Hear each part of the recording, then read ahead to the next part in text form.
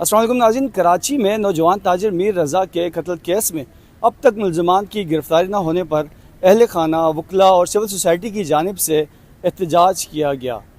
مظاہرین نے مطالبہ کیا کہ میر رضا کے قاتلوں کو فوری گرفتار کر کے قانون کے مطابق جو ہے وہ سزا دینی چاہیے، جبکہ مقتول کے والد میر حسن کا کہنا ہے کہ میر رضا کی موت خودکشی نہیں بلکہ اسے قتل کیا گیا ہے۔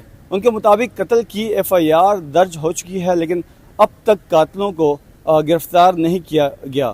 ناظرین، کیس میں قبر کشائی کے بعد لیے گئے فرانزک نمونوں کی رپورٹ بھی سامنے آئی ہے، اور رپورٹ میں یہ کہا گیا ہے، رپورٹ کے مطابق میر رضا کے دونوں ہاتھوں پر فائرنگ کے بعد رہ جانے والے بارود کے ذرات یعنی GSR ملے ہیں۔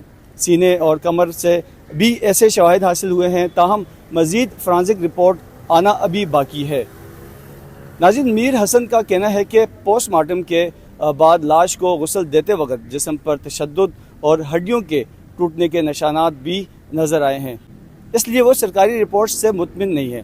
والد نے مطالبہ کیا ہے کہ تحقیقات میں غفلت برتنے والے پولیس افسران کے خلاف بھی کارروائی کی جائے۔